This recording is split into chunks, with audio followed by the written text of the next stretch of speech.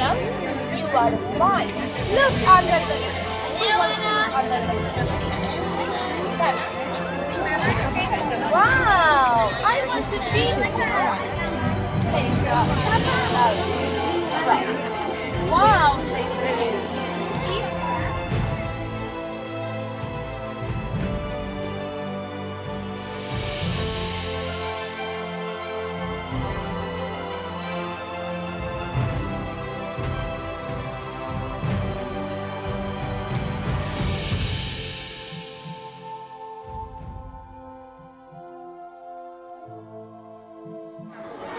Then the first little pig built himself a house made out of straw, and he was very pleased with his house.